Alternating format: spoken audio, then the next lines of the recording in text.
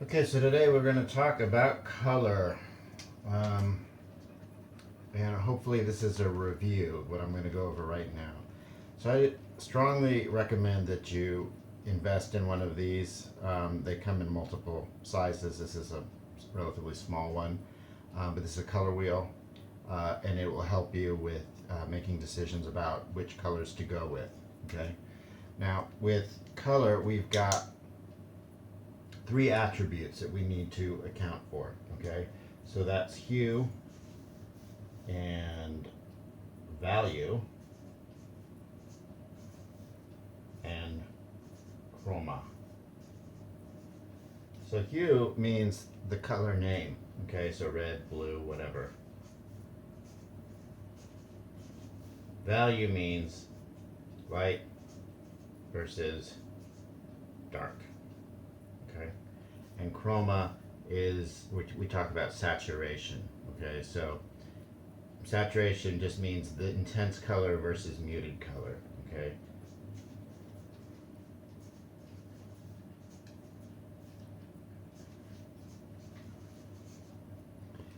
now you're also, or I'm going to talk about things like warm versus cool, and I'm also going to talk about tints and neutrals. And these are all things that you're going to get to explore when you do the color exercise before you actually get to start doing the color drawing. Okay, so I have my pastels right here, my new pastels. So these are the same ones that you're going to be using, and I have a Kleenex here that I use to clean them off with, because as you overlap or go on top of another color, what'll happen is you'll get them dirty. So you don't want that to happen.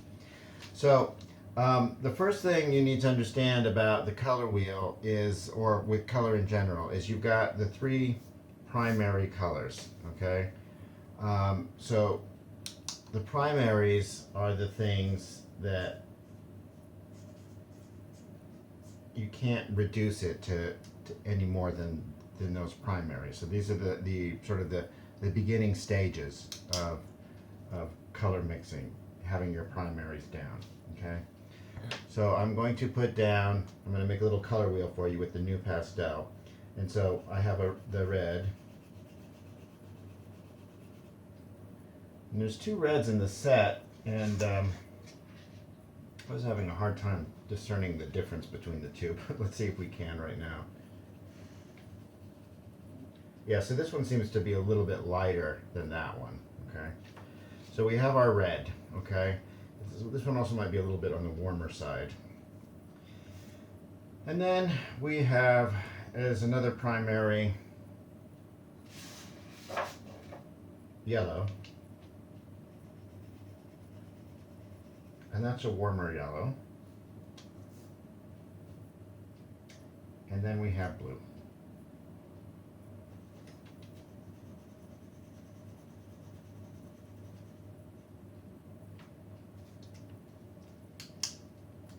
So the red, yellow, and blue, as I've made reference in the slide lectures, I don't know if you guys have been watching those. Right now, if you're not watching the slide lectures, it's not, I mean, as far as art historical slide lectures go, it's not that imperative. It's gonna be though, so later. All right, so there's a triangle here. That means this is a triadic color scheme that we're dealing with, okay?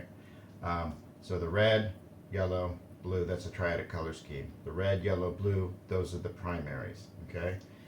So if we take the red and the yellow and we mix them together in equal proportions, we're going to get an orange, right? So this is the orange that comes with the new pastel set. We're going to look at how different that is when we make an orange versus using the one that's already there.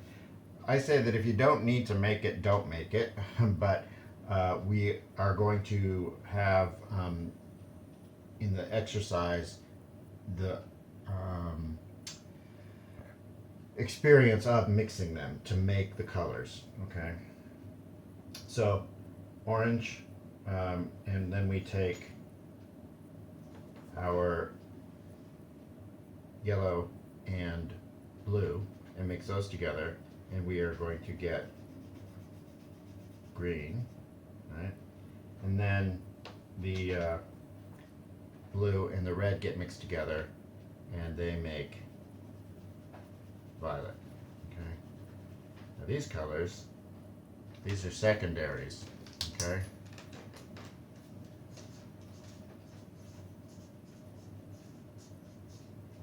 Secondary colors, where you take the two primaries, mix them together to make the secondary. And those also are a triadic color scheme.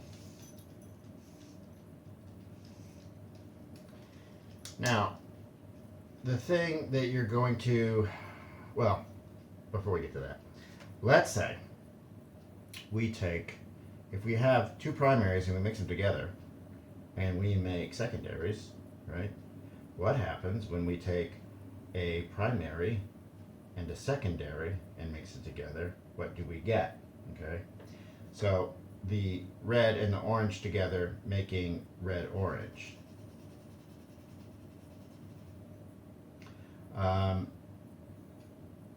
The yellow, and we're going to actually make that one. The yellow and the orange get mixed together.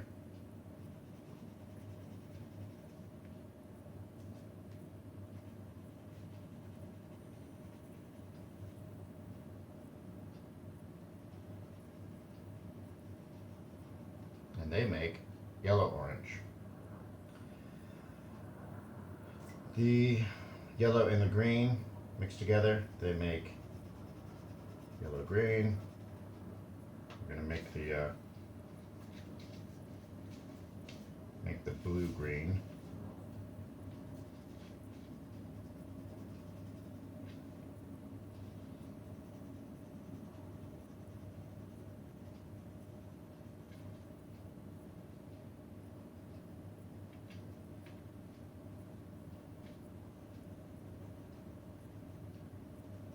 We got a blue-green, and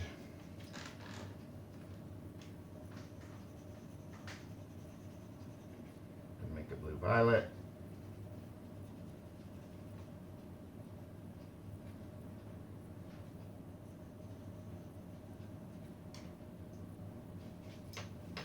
And then we're going to make a red-violet.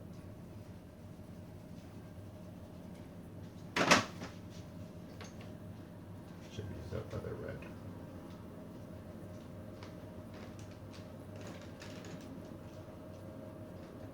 There you have a red-violet. All right, so what do we call those? Now, there's a little bit of controversy with that, all right? You might think, because we have primaries and secondaries, that these are called tertiaries, but that's wrong. Okay? They're not called tertiaries. We are going to call those intermediates.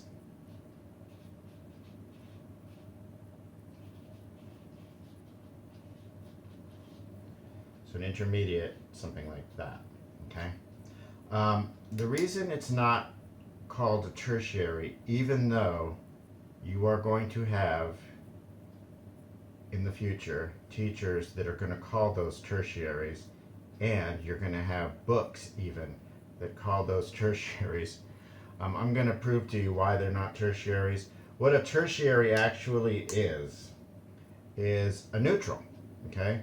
So a tertiary happens when you take complements, right? So you take the complement red and its complement green, okay? They're opposite each other on the color wheel, right? So for the primaries, if we have yellow, the opposite of yellow is going to be violet.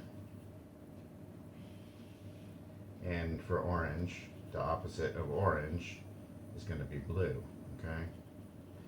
So when you mix those things together, those are the tertiaries, okay? So a tertiary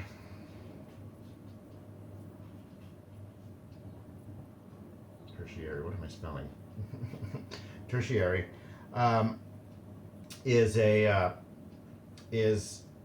the color opposite, all right, and it creates a neutral, okay? That's going to be pretty important, all right? Now, I said I'd prove it to you. Well, this is how I can prove it to you. The word tertiary, that implies three, right? But when you make an intermediate here, what do you have? You have red plus red plus yellow, right? So that's just two hues, red, and then the red plus yellow, which makes orange, right? That's two hues. But when you're taking this and you're making a color, what do you have? You have red plus yellow plus blue, which is the green, okay? So that's 1, 2, 3, tertiary, okay?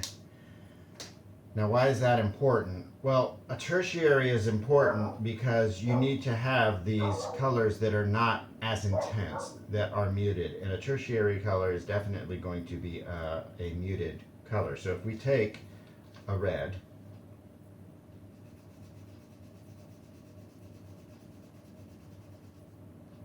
and we mix it with the green,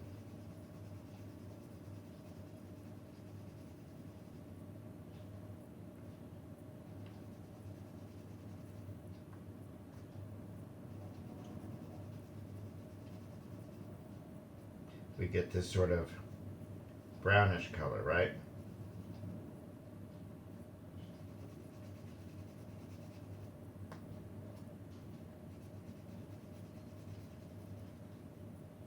Or if we take the orange and mix it with the blue, notice when that blue is going on top of that orange, it still kind of looks blue. It's just kind of a grayed down blue. That is, where is it? Muted. Okay. That's why I keep going over. So like I try to find the equal, sort of an equal proportion to get my neutralized color. Okay. So you can see that it's starting to get sort of a grayish tint to it. Okay. Grayish tone, I should say.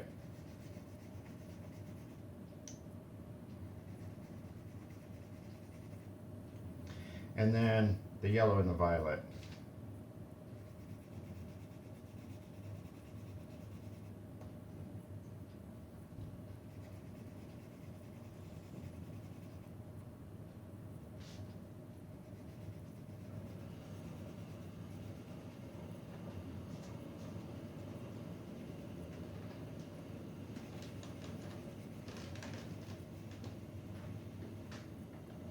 And again, kind of a grayed down color.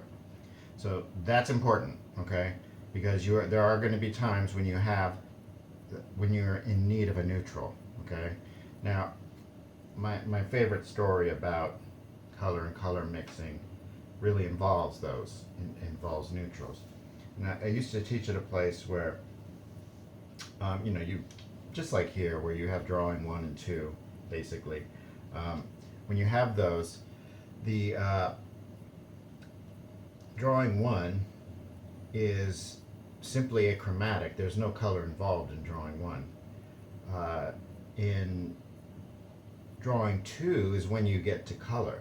Okay, so I had a person in my class that was he was getting a little frustrated because everything that we were doing was black and white, and he was asking me. He was having trouble with drawings at home that he was doing, and he said that he was doing these pastel drawings, and he was having trouble making them work. And I said, well, even though we're not covering that, okay, bring them in, and I can try to look at what you're doing and maybe give you an answer to that, okay, what it is that the problem is, okay. And so he came in. And he was doing like these forest scenes, and these forest scenes that he did, they looked really flat. And so I looked at him and I said, "But these look kind of flat." And he goes, "Yeah, I know exactly. That's the problem I'm having. I'm having trouble making space, okay? And so what I told him was that your saturated, purer hues, they're going to come forward, right? So you're going to need to have colors that are somewhat muted so that they can recede, okay? So if you have a forest, for example, then the trees in the background are going to be somewhat muted. So that would mean, you know, having a little bit of red first before you're putting down that green.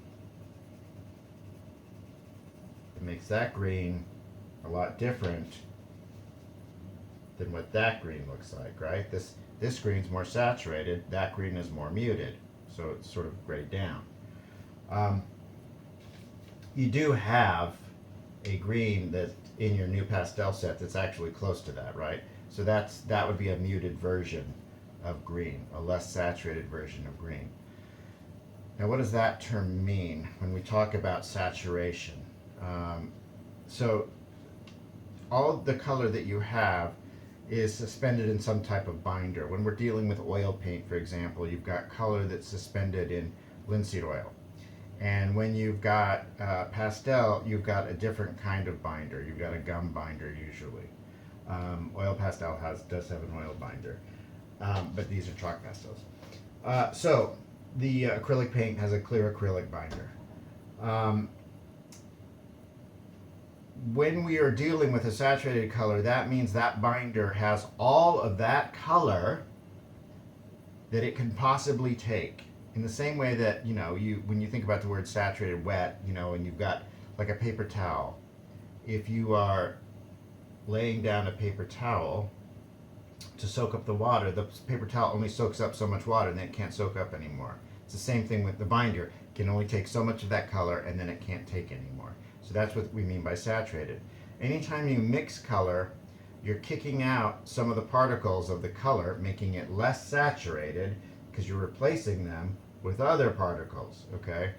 So anytime you mix color, that's why I said that if you've got the color already made, it's better to use that than to make it yourself. Anytime you mix color, you're going to have a tendency to mute it, okay? Now, we're also going to be dealing with tints. I'm going to show you the tints, though, on the gray toned paper. We're not using white paper to do the pastel, and you can kind of see why. First of all, this paper is not made for pastel, and you can see how it's not really grabbing it as much, right? So that it's very powdery, and so the gray Canson paper, or any Canson paper, will hold the material a lot better than this is going to. Okay, this is just to show you how the colors are going to work. Oh, one other thing, complement. Why do they call them that? Well, the idea behind a complementary color is that not only when you mix them together do you get something that's kind of, you know, brownish or grayish like these, but when you put them next to each other, we have something called simultaneous contrast.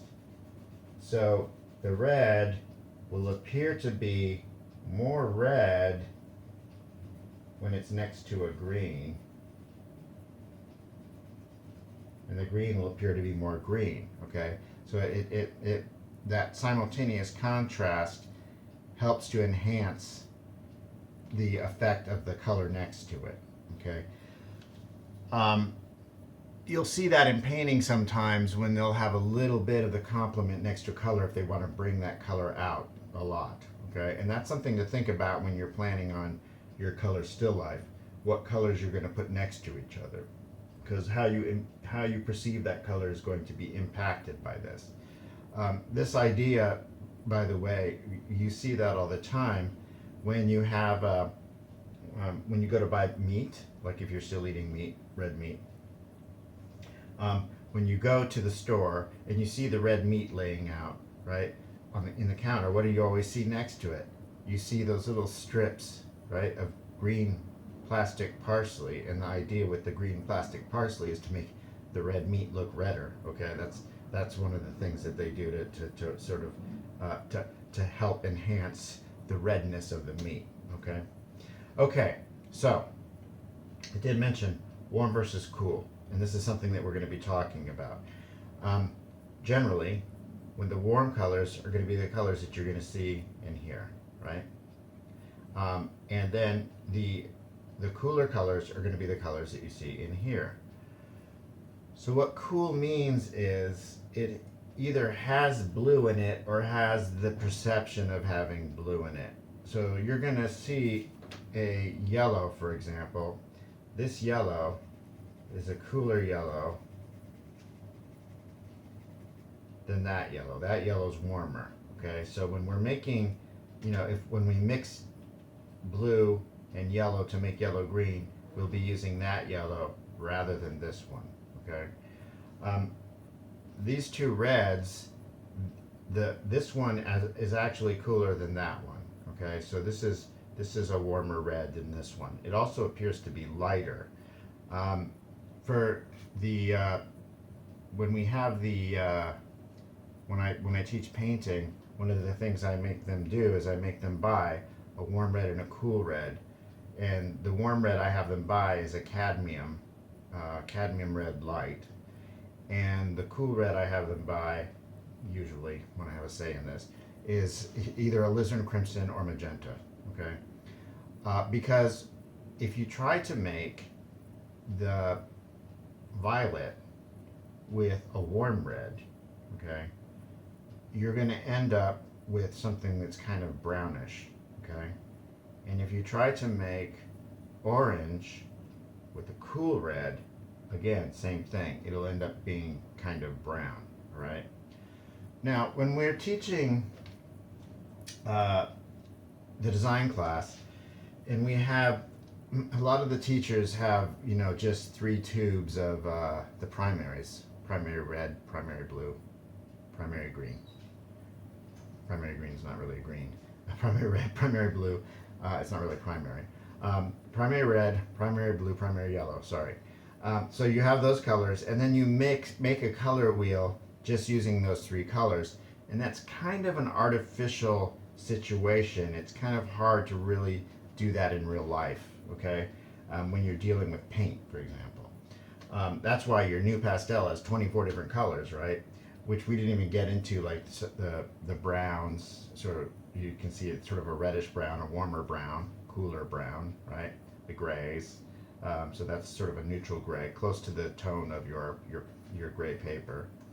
And then you've got sort of creamier yellows to go along with the yellow that we have in there. Yellows that appear to be more of a tint. Tints, by the way, and like I said, I'm gonna make reference to those when we do the color exercise. But tints, what that means is it's the hue plus white. Okay, that's what a tint is. The tone, neutrals are tones. Okay, there are a couple of ways of creating the neutrals. The way I talked about, by taking the hue plus its complement,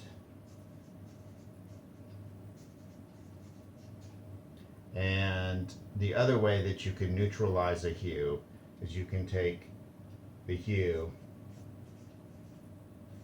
plus a gray, usually a gray of equal value, and that is also called a tone.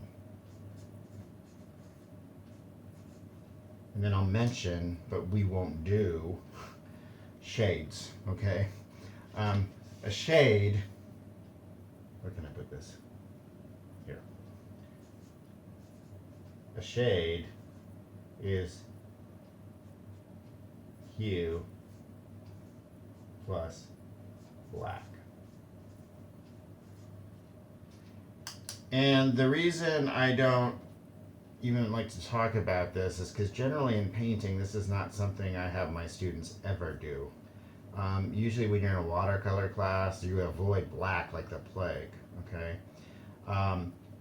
The Impressionists, they rarely use black in their paintings.